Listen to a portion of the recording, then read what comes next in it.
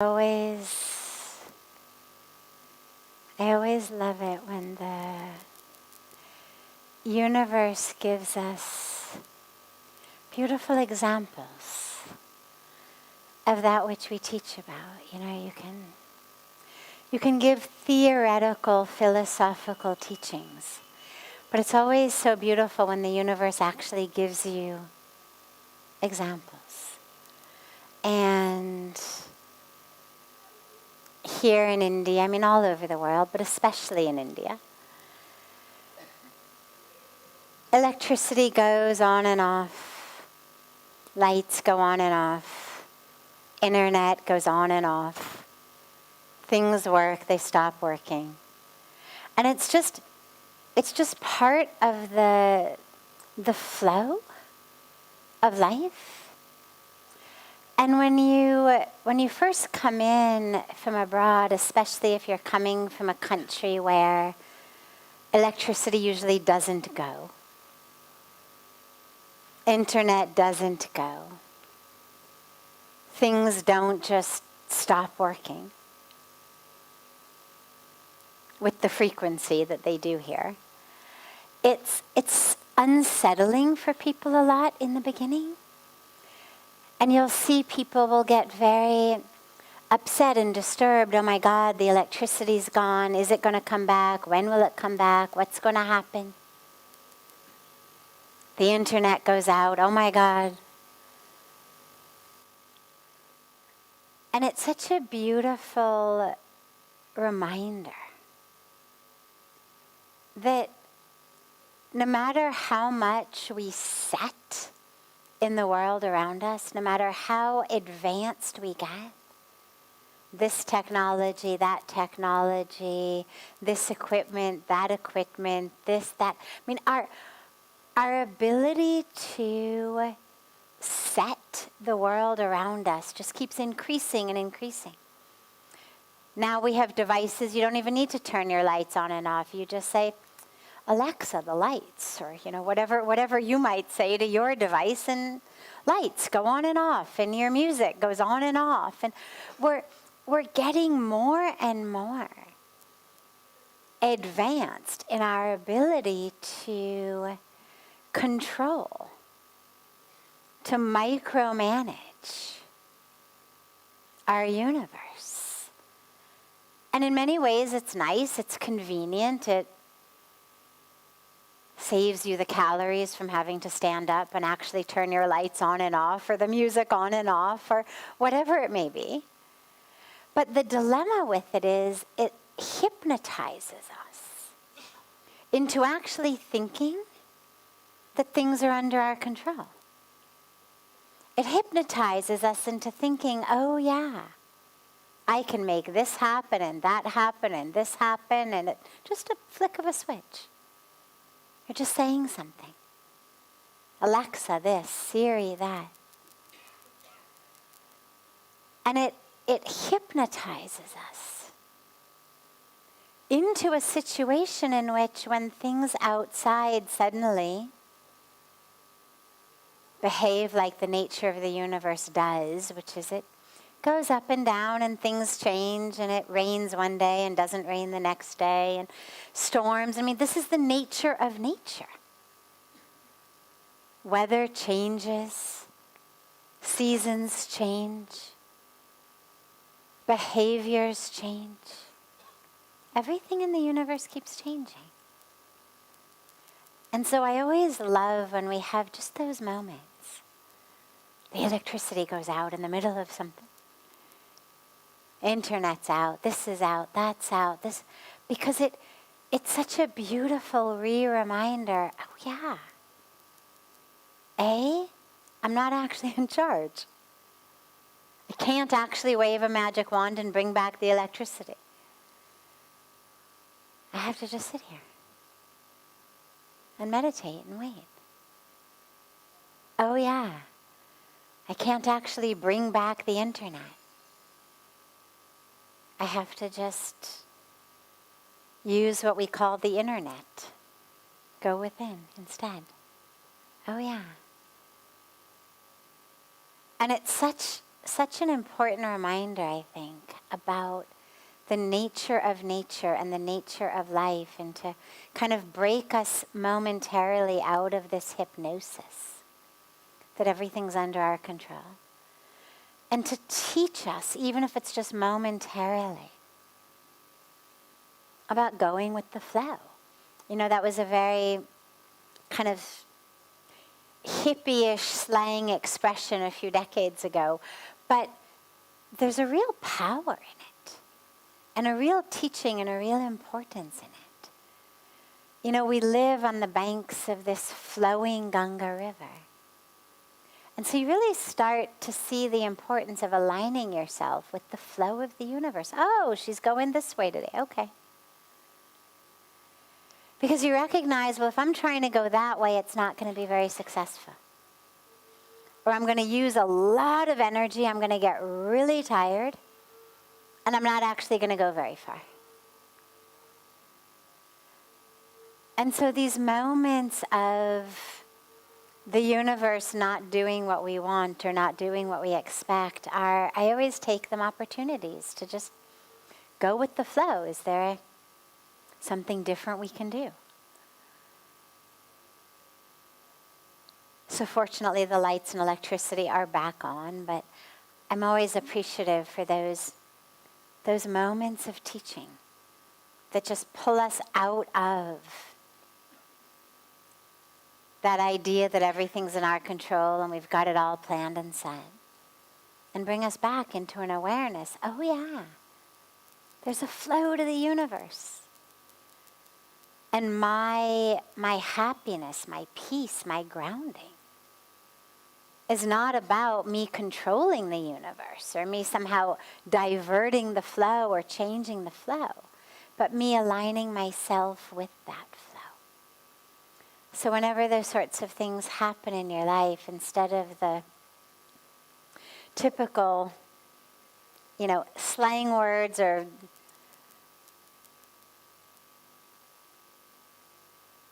curse words that may come out of our mouth at the moment, or even just, oh God, instead of that, just take it as, oh, thanks for the reminder. Yeah, all right.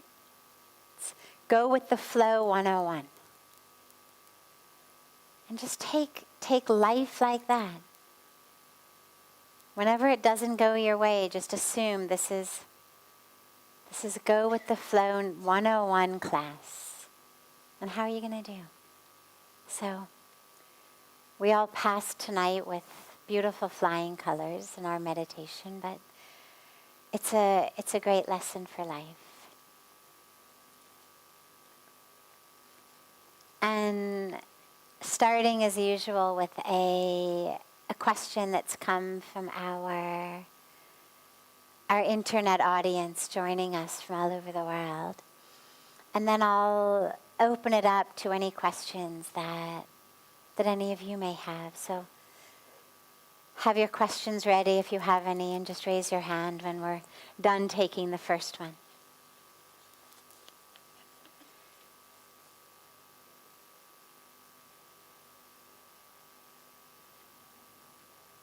What do you think are the limiting beliefs about spirituality that cause harm? And how do we keep them from affecting us? From Angelica in San Antonio, Texas. So that's a really interesting question. We don't usually get questions on kind of the negative side of spirituality. Usually spirituality is that which expands us, not that which limits us. And it is.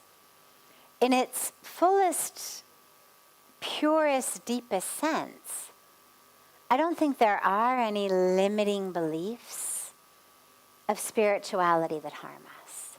Spirituality is all about expansion. It's all about truth. It's all about letting go of falsehood and limiting beliefs. But I certainly see ways in which spiritual teachings could be co-opted without great wisdom, without real understanding. in ways that could limit us. So for example, in the Hindu tradition, the tradition of Sanatan Dharma, the Vedic tradition, we put a lot of emphasis on karma. Now, karma is a law of the universe. And essentially it says whatever you plant, that's the fruit that's going to grow in your garden. Whatever actions you do, they will have repercussions in your life.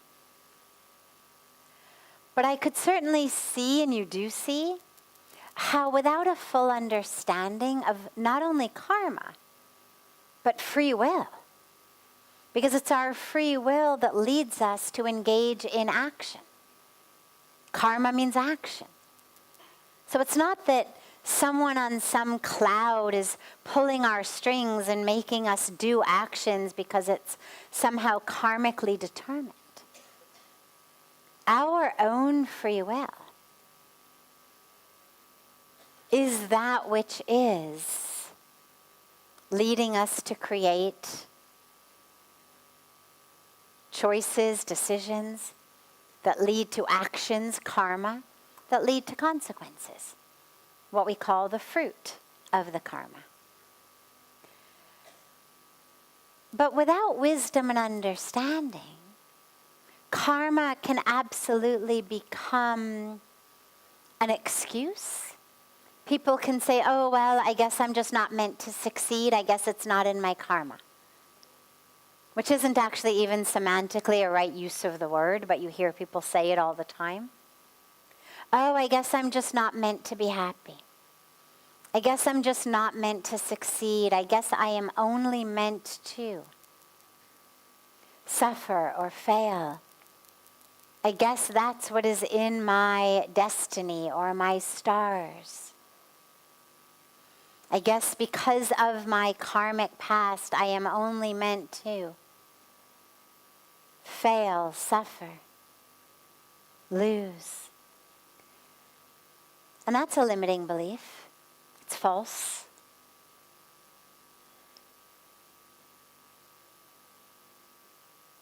The power that each of us has in this moment to choose our actions is that power that we have to create our destiny. We are not victims of the past. We're not slaves of the past. The past has not written the future in stone, because that ignores the present. And in this present is when we are engaging in action that is creating and determining our future. But it requires wisdom. So yeah, you can always co-opt or misunderstand spiritual teachings, but ultimately, I wouldn't worry. Spirituality does not cause harm. Do not enter a spiritual path trepidatiously with any hesitation or concern. Spirituality is that which frees us, expands us, not that which limits us or contracts us, unless you have so completely misunderstood something. But that's why we have beautiful teachings, beautiful teachers, beautiful wisdom. So if you ever feel like some aspect of your spiritual path is limiting you in some way, or that there's some spiritual truth that you think is a truth, but it's actually limiting you, re-examine it. Because if it's really true, it will set you free, not limit you.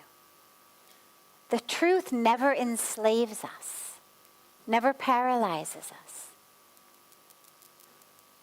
It always empowers us and frees us. So it may just mean that you need to dive deeper, you need to find deeper teachings or a deeper teacher to help you get free.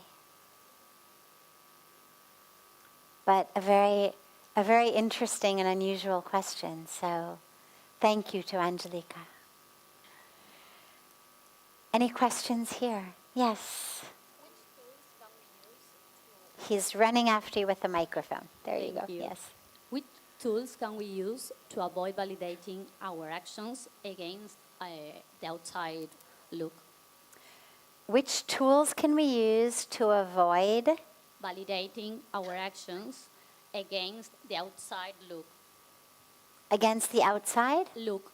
Look. Yeah. The outside, the other look. The people. Okay, I understand. How can we avoid acting in ways in accordance with just how people will look at us? Is that what you're asking? Yeah. So how do we live with our truth rather than based on what people are looking? Yeah. Great. Okay.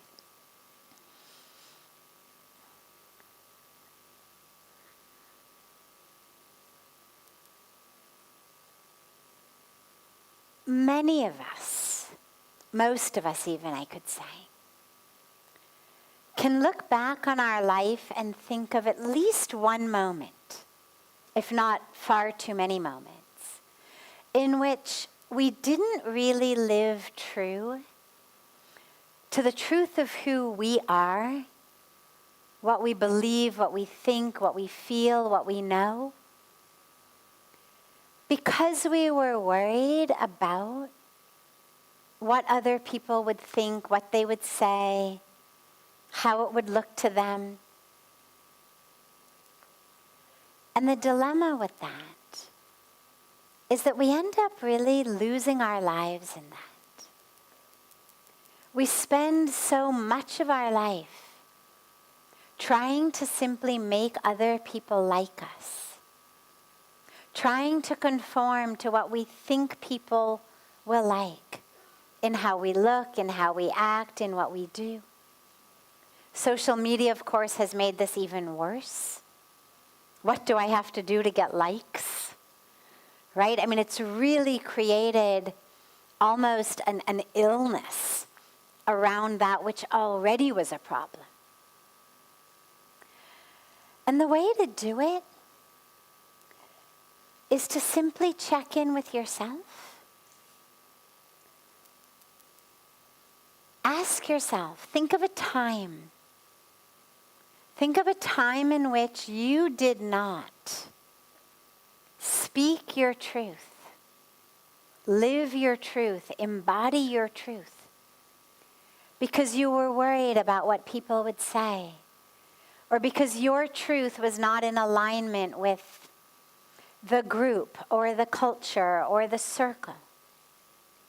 Now just remember how that actually felt inside you. What's the inner feeling? You tell me, how does that feel inside? How does it feel inside when you don't live your truth?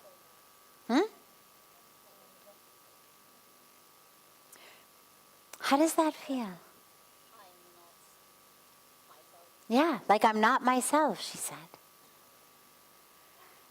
Betraying your own self is one of the greatest crimes you can commit in your life. We're not put on earth to conform. We're not put on earth to make the neighbors happy.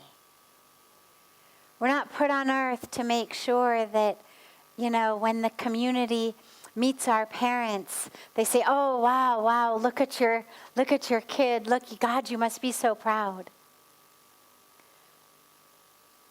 It's not why we're put on earth. We're put on earth to live our truth. And if we're blessed enough to have parents who actually want us to live our truth, they will be proud, regardless of what community says. They will be proud. And we will be proud. Really think about how does it feel when you don't do that? And then think about times when you have done it, when you've taken that risk. And it's always scary at first, but it feels so good afterwards. Even if people did not agree with you, at least at the end of the day, you know you were true to yourself. You sleep well. You look at yourself nicely in the mirror. You walk with your head up. Because you know, I have lived my truth. And so it takes courage. It takes courage, absolutely. But we build that courage through practice, our spiritual practice, and also just through practice of living our truth. But we also build that courage through having a community. And it doesn't have to be 50 people. It may be one person who really sees you and knows you. I remember when in my mind, was trying to make a decision about whether I was moving back to India or not. I had been here for the first several months after I came. I knew this was where I was meant to be. Then Pujya Swamiji sent me back to America to finish at least the next semester of my degree. And I went through a bit of a drama in my own mind of what to do. Because I had so many people, everyone in fact, telling me, don't go back to India, don't go back to India, it's the wrong decision, wrong decision. First, get yourself settled. Get yourself established. Make a name for yourself. Then you want to take, as they said, a year or two and go off, no problem. But first, make sure everything is established. Make sure everything's set. And I knew that that wasn't my truth. But I struggled and I went through this time of kind of what to do. And my dearest friend, mentor, guide in my life looked at me one day and she said, because I was telling her, I don't know what to do. And she looked at me and she said, when I look at you, I see a woman in India. She said, your decision has been made, even if you haven't made it consciously. It's the decision of who you are. It's the decision of your heart. She said, as far as I can tell, you really only have two choices, two options. Option one is you spend the next 6 weeks. I had 6 weeks left of my semester. She said, you spend the next 6 weeks driving yourself crazy, pretending that you're making a decision that actually has already been made in the very fibers of who you are. Or you accept that truth of yourself and you spend the next 6 weeks packing up your apartment, renting storage, selling your things, getting yourself ready to go back to India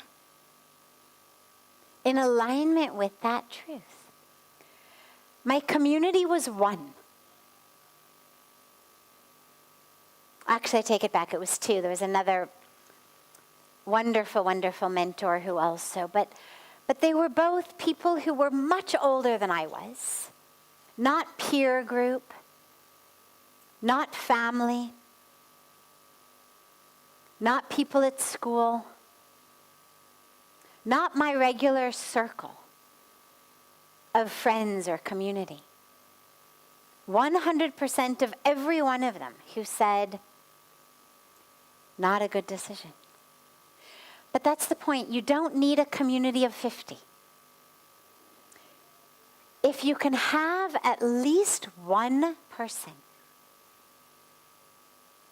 who will serve as simply a container for the truth of who you are. It's all you need. At least one person to see you. Really to see you in your truth. It can be a friend. It can be a family member. It can be your pet. It can be the tree in your backyard. It can be a teacher, a mentor, a therapist, a guru. It can be any one of a whole variety of different roles in our life. But it's really helpful when you're struggling in that way. Slowly, slowly, you will find it just within. But when you're struggling, it's really helpful to have kind of an ally. An ally in navigating the path, forging the path of you. To give you courage. To see you, to honor you. To be that container. And then slowly, slowly, slowly, you just keep developing more and more courage. And every time you live your truth, it feels so good that in and of itself becomes its own reward. And then lastly, slowly, slowly, what happens is your friends change. And you no longer find yourself surrounded by groups of friends whose values and ethics and priorities are so vastly different from yours that you have to negate yourself in order to stay friends with them. Your friend circle changes because you realize, I don't want to be surrounded by people for whom I need to negate my true self. And even if I go from 50 friends to one friend, it's worth it. Because I never want someone to need me or encourage me to negate myself. Beautiful. Other questions? Yes. At the ceremony, you were mentioning how being kind and soft doesn't equate to weakness, which I really resonate with. And in a world where there are people with not the best intentions, how do you protect yourself while maintaining soft and kind inside? Great. So in the Arti, as I was speaking about this divine embodiment of the Mother Goddess today, Goddess Kushwanda, who is this divine embodiment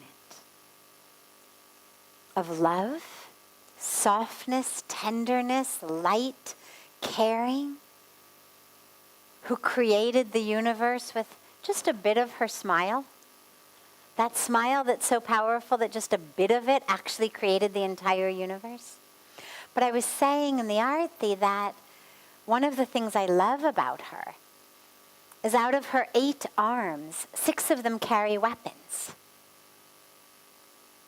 And I love that because a lot of us struggle with this sense of being spiritual, loving, kind, in the light, and feeling like somehow it makes us weak or it allows people to walk all over us. And we struggle with this standing up for ourselves. And so she's asking, in alignment with that, how do we protect ourselves if people are taking advantage?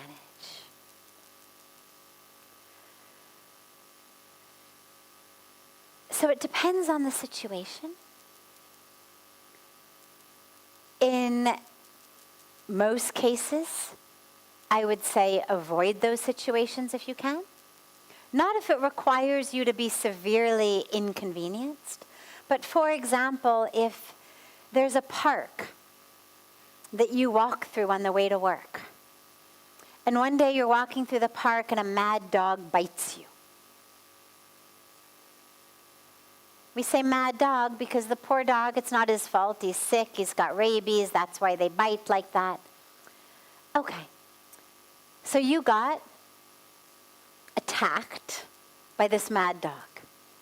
Now, I would strongly suggest that you not walk on that path again tomorrow. Not because the dog is bad, not because you're weak, but because it's very likely that you again will get hurt by that dog. As long as the dog is there, I would suggest to you, again, assuming it doesn't really thoroughly inconvenience you, that you take a different path to work. However, what if that's the only path? What if you've got to walk that way or quit your job? Well, then you figure out a way to protect yourself against the dog. You don't want to hurt him. We're not going to poison him. We're not going to take a baseball bat and beat him or a gun and shoot him. Maybe you're going to wear, certain things around your legs to keep you from being bitten, right? I remember, there were days in kind of the punk rock dressing days where people would wear these things with like spikes on their legs. Well, maybe you want to get yourself a pair of those just to wear through the park. Maybe you want to carry a stick, not to beat the dog with, but just to protect yourself. We have monkeys here all over the place, as you may have noticed. And one of the best ways to protect yourself against the monkeys is with a big stick. Again, not to use to beat the monkeys, but you use it to beat the ground. And the monkeys understand, or maybe you wave it in the air. And most of the time it works to scare off the monkeys. So we would work on ways that you could protect yourself. And the ways are going to depend based on what it is that's attacking you. A mad dog in the park, okay, we have one way. A person at your work, another way. A person in your family, another way. But what's important is that you figure out, how can I protect myself? If it's purely an energetic situation, because a lot of times we may need energetic protection, that it's not that someone is actually physically harming us or cheating us or betraying us or stealing from us, but it may sometimes simply be someone's energy. It may be the way they treat us. Again, to whatever extent possible, avoid if you can. If it's not too inconveniencing, if it doesn't require you to leave something you love. No need to provoke people unnecessarily. Like the dog bites because it's sick. People hurt others because they are also sick. And that's really important to realize. We only give to the world what we have. If I am filled with love and joy and peace, that is what I'm going to share with the world. If what I'm sharing with the world is aggression and violence and harm, physically, emotionally, mentally, verbally, it's because that's what I have in me. So you recognize that they are sick, meaning don't try to provoke them. It's not about winning a battle with them. It's about navigating a situation without getting sick, without getting impacted by their illness.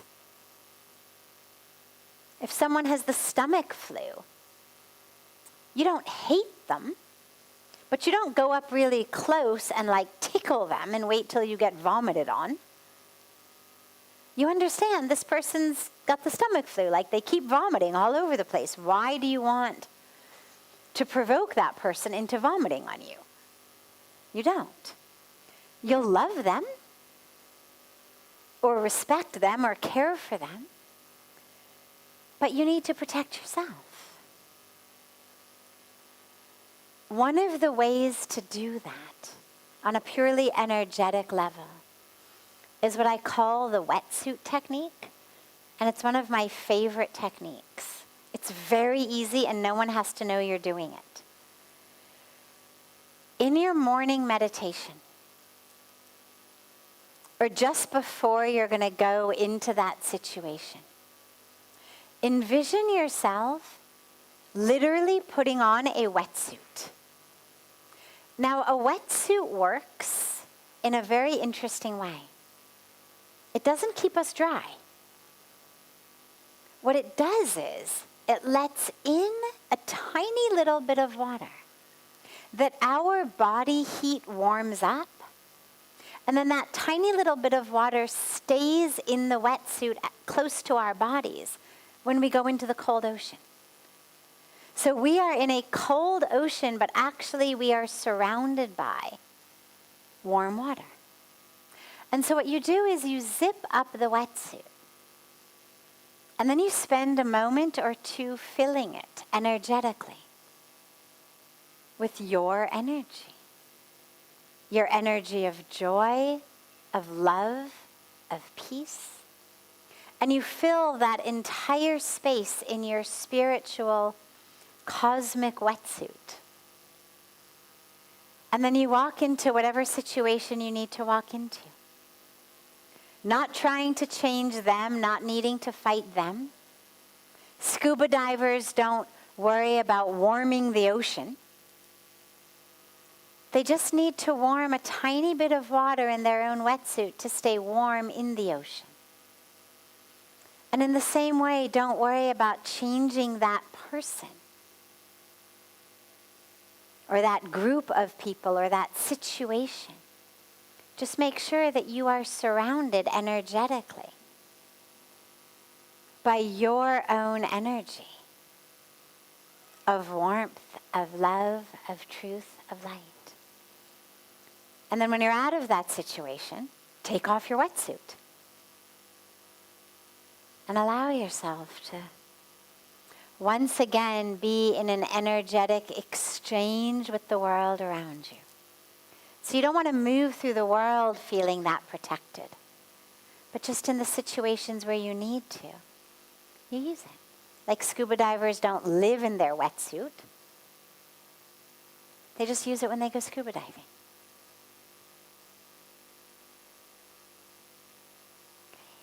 Other questions? Yes.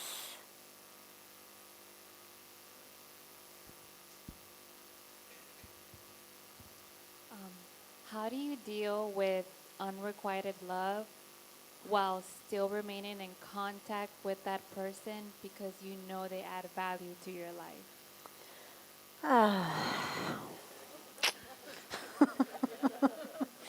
Right? I mean, we've all been there. Unrequited love, it's so hard. It's so hard. And how do you deal with that when you want to keep that person in your life? You don't allow their lack of love for you to stop you from feeling love. Love is the most extraordinarily powerful, healing, exhilarating, uplifting, enlightening energy in the body. Just because someone doesn't love me back or love me in that way, why would I want to deprive myself of the experience of love flowing through me? Now, that's more difficult than it sounds, of course, because you need to add in an element of no expectation and non-attachment to your love. Because mostly when we love, it comes with an expectation that you will love me back. So your work is not to stop yourself from loving, but to actually allow yourself to love so fully and so unconditionally that what you're loving is soul and essence rather than their personal karmic journey, drama, story at this moment that keeps them from loving you back. So don't try to stop yourself from loving them. Because love feels beautiful. Love is the energy that keeps us going. Now ideally the love that flows through us is love for God. There's a beautiful line in the Kirtan that Pujya Swamiji leads us in the Arti that says, Sabse unchi prem sagai. And it means the highest form of love is love for God. But until we can get there, we can use the love we have for others to get as close as we can to loving the divine. And if you can love without expectation, without attachment, that starts to get very, very, very close to loving the divine. Because then what you're loving is that person's soul, their spirit, their essence. Their actions, their words may hurt you or infuriate you or frustrate you. But if you can keep loving them, it means you're loving something beyond their words or their actions. And that soul, that spirit, that essence is the divine. So keep loving. Just don't expect. And be focused on the fact that what you're loving is that person's essence, soul, spirit. Not lusting for their body or not expecting a romantic gesture from them. But you are just allowing the experience of love in you to be catalyzed by them. They're just a catalyst. They're a catalyst that brings you into a space of love. And here you are in the space of love. And they don't want to join you in that space. But that's okay. Because you don't need them to. You're able to continue to exist in that space of love. As long as you can do it without the attachment and expectation. Okay. And I know that's a lot harder done than said. But love is a beautiful path. And allow yourself, as you are yearning for them, to ask yourself, what are you really yearning for? I mean, someone who doesn't love you back, on a purely practical level, like why would you want that person? You want someone who loves you. You want someone who sees you. What we're yearning for, all of us, is that connection. And so allow yourself to yearn for that connection. And allow that yearning to take you to God. Allow that yearning for someone who sees you, who loves you, who's always there, to take you closer and closer to the divine.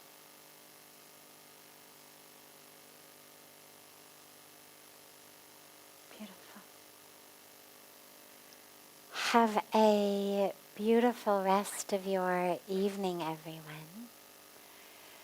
Sorry that we got a late start tonight, but I hope that you were all with us in the Ganga Arti, where we had the beautiful singing by the very famous singer Kailash Kher, who was with us and sang several songs, and hence the Arti got beautifully late because we had all of these beautiful additions to it. So I hope you were all there, but for those of you who weren't, apologies for being late. Also, we're having a very special Navratri retreat taking place starting from tomorrow here at Parmarth. If you are already registered in it, wonderful, welcome. If you're not and you'd like to register for it, the retreat just runs on a donation basis, as all of the retreats that we do here for. There's no set cost for it. We just are looking to bring inspiration to as many people as possible. It includes days filled with yoga and meditation and different types of teachings and beautiful nature walks and karma yoga and satsang and discourses and so much. And if you can't join us, it runs from tomorrow through the 24th for 5 days. But if you can't join us for all 5 days, don't worry. You can also just join for parts of it. So if you're interested, I'll ask Sevanandaji to kind of hang back for a little while after the satsang to be able to answer any questions that anyone may have and to help people get registered for that. So have a beautiful, beautiful rest of your evening. And I look so forward to being back together with you all tomorrow. And so much love to you all.